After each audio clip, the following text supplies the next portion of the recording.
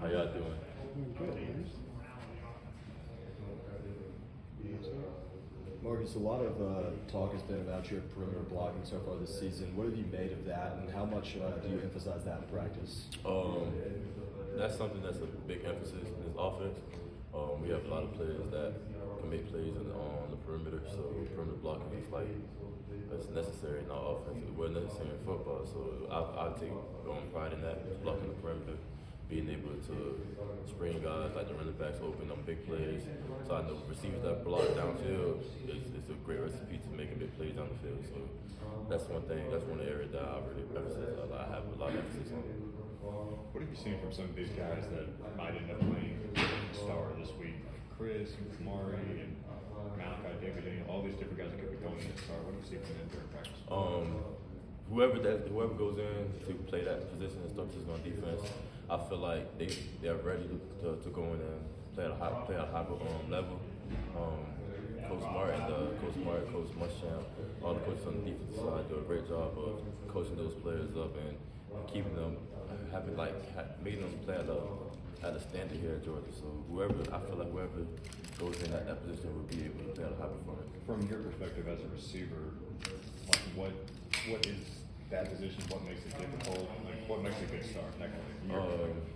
From my aspect, I know what makes a good start is like having to guard those slot guys. That's hard to guard. So I feel like all our DBs are fit to play that position. So no matter who goes in, I know whoever is in that position, I have trust in them to perform at a high level. Go back to your blocking there. Who's the toughest guy in Georgia secondary to get a good block on? Wait, in Georgia? Yeah. Here at Georgia? When you're in practice. There's a couple guys here. I know Dan always comes with it every time. Dan Jackson always comes with it every time. But all our DBs are physical, so whoever I have a going block, I know I can get my Which mark is the right. toughest one to get a good hit on? Probably Dan. Probably Dan. Not gonna lie to you, Dan come with that thump every time. You do.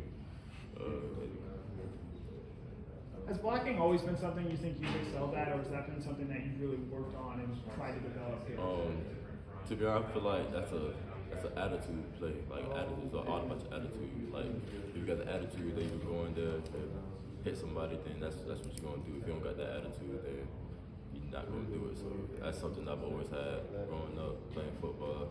Had attitude. I like to play physical. So it's part of my attitude, my play style.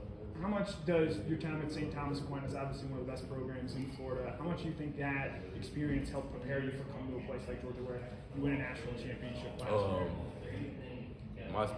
My experience at St. Thomas, I've been there for all 4 years of my high school career. The system there was very similar. It wasn't exactly the same, but it was very similar to the system here.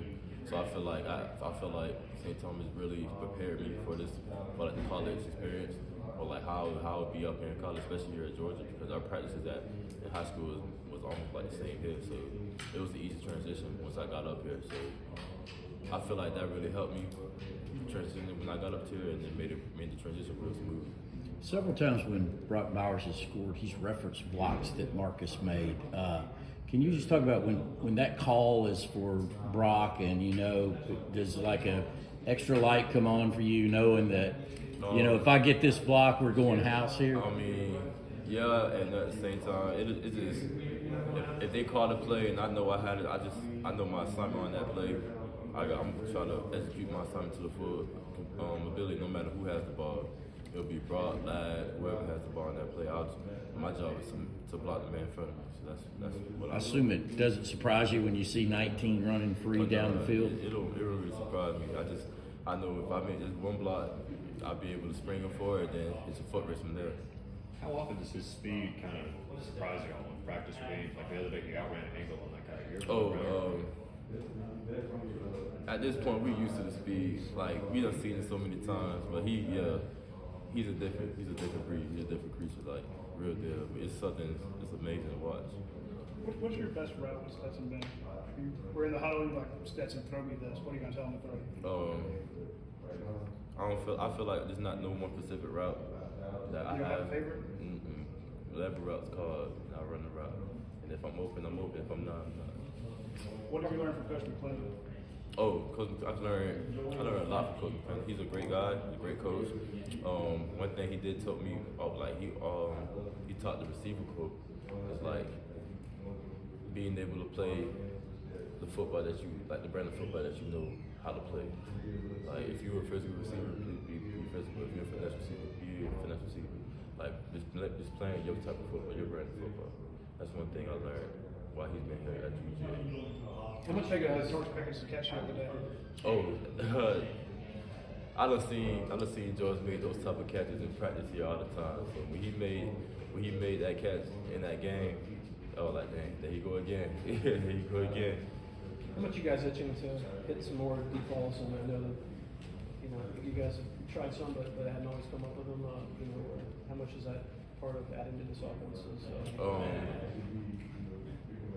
Explosive us being able to hit explosive plays is like one of the key components to win the football game. So every week we're trying to find better ways to hit explosives and give us the best opportunity to win. So is that whether throwing the ball down the field or handing off on jet sweeps and getting long runs, no matter what it is, whatever it is that we can do to get those explosive plays to win the game. Marcus, how close were you to making that catch on that third of the end zone? I don't want to talk about that catch. I couldn't make the play, but I was out of bounds and I dropped the ball. It's done, but it's over. It's through with. That was that week. We on to the next week, getting ready for Missouri. We're gonna go into the meetings today, watch some film on them, and see what this week have up against us.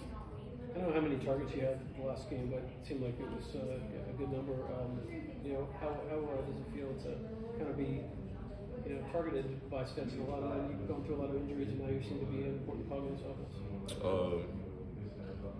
But at the same time, I feel like the targets, all that don't really matter. It's about the game plan that we have in play for each week. Whatever the game plan is, that's the game plan we're going to try to execute, and that's how we're going to try to execute the full capacity that we can, and kind of try to come up with a victory. So I'm not really worried about no targets or how many targets I get, or this and that. We saw after a kind of rough start for Ladd on Saturday, came back. I think he wound up having the most receiving yards on the team. What does that say about Ladd? The way it started off rough, but it seemed like he shook it off and went back to work. Ladd had a little bit of adversity in the beginning of the game, but he's a great player. I feel like every great player that faces adversity always finds a way to overcome adversity. He showed that this weekend. Had a couple of great catches, great plays. He was still able to push through for this game strong for us. Was that a situation where someone that's going to come up and talk to him after something like that, or just kind of? I was right there the whole time. Yeah. After every mistake, I was right there, keeping his head up, making sure that his confidence don't drop. Because I know, especially a receiver, once your confidence drop and you out there perimeter, it's hard to play. It's hard to play the game. You always have to have you always have to have confidence. So I was just there trying to make sure his confidence was still up and he was able to still go out there and play well.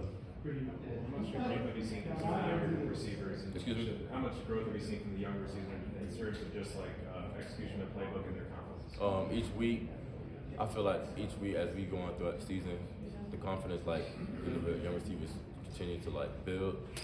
So as they get more experience of playing and more experience of practicing and stuff like that. So, and as they get more familiar with the playbook, so each week I got to see the confidence definitely building. And they're getting a lot more confident in themselves and their ability to play. You want Monken Let's to take draw about you two up a more, jet? please. Two more. You want Monken to draw you up a jet this week, kind of like Rock did, or? If he draws it up for me, he does. If he don't, I'm not mad about it. I'm just here to play football. Why did you switch from 81 to number 1? And do you ever get people telling you look like George Pickens? Or you're still kind of trying to live up to that? No, I'm not trying to live up. I just wanted to change my numbers. That's all. I just wanted to change my numbers. It wasn't no reason to it. But I ain't never had nobody say I look like George or anything like that. But yeah. Miles. What do you think about Jackson Meeks? Great player, physical player, great work ethic. Comes in every day. You know he's gonna come in and work. He got a passion and a love for football. And I love and I feed off that in practice because I do feed off his passion and love for football. Some days, everybody. Some days you might be banged up and feel like practicing. but you still gotta go out there and eat and practice. So when those days come, he always energetic and ready to play. He's just a passionate young man about the game. Thanks, everybody.